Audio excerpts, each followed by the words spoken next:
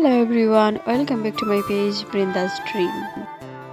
শুক্রবার দিন সকালবেলা ঘুম থেকে উঠে আমি চিন্তা করতেছি কোথায় যাওয়া যায়।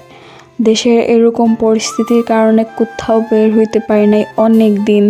তারপর আমাদের বাসা পাল্টানোর একটা ব্যস্ততা ছিল, সেই কারণেও কোথাও যাওয়া হয় নাই। তো একটু রেডি টেডি হয়ে চিন্তা করলাম বাইশটিলায় যাওয়া দরকার।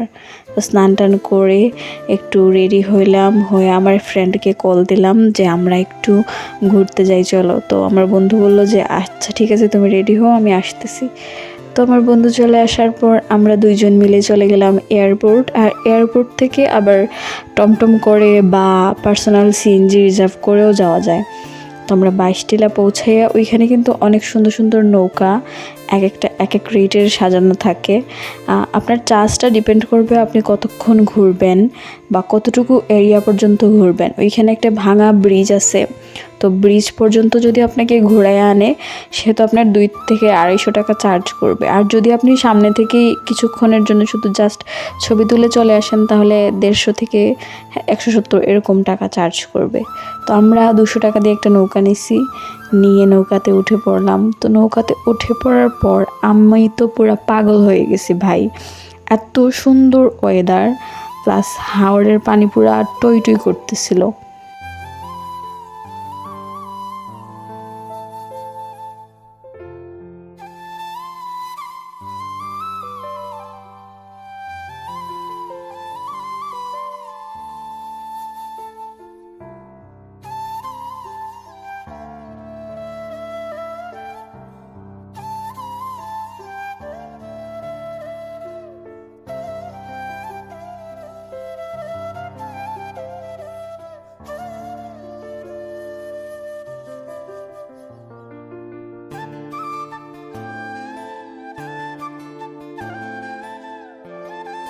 এই ওয়েদার দেখে আমি তো ছবি তুলতে তুলতে টায়ার্ড হয়ে যাইতেছিলাম পুরোপুরি।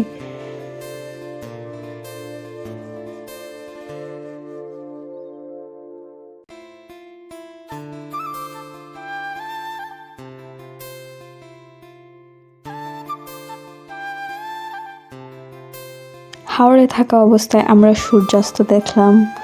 তো এত সুন্দর ছিল এই সিনারিটা, মানে কি বলবো, অনেকেই আমরা নৌকা দাঁড় করে রেখা এই সূর্য অস্তে যাওয়াটা দেখতেছিলাম।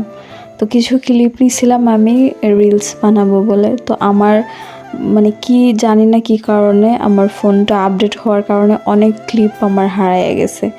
কিছু কিছু ক্লিপ আমি আবার উদ্ধার করতে পারছি, বাট অনেক সুন্দর সুন্দর কয়েকটা ক্লিপ আমার নাই হয়ে গেছে। যা যা ছিল তাই দিয়েই এই ব্লগটা বানাইছি।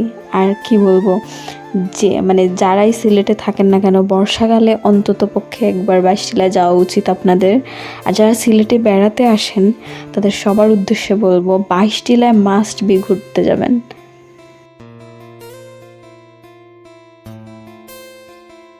তো ঘোরাঘুরি শেষে বাসায় আসার সাথে সাথেই প্রচুর বৃষ্টি নামছে। তো এক বাটি নুডলস খাইলাম, তারপর আমার ঘরটা পুরো অগোছালো হয়েছিল, একটু গোছাইলাম। তো গোছাইয়া তারপর একটু টায়ার্ড লাগতেছিল, একটা লিচি ড্রিঙ্ক নিয়ে আসছি, সেটা বসে বসে খাচ্ছিলাম। থ্যাংক ইউ ফর ওয়াচিং বন্ধুরা, thank you for watching, by.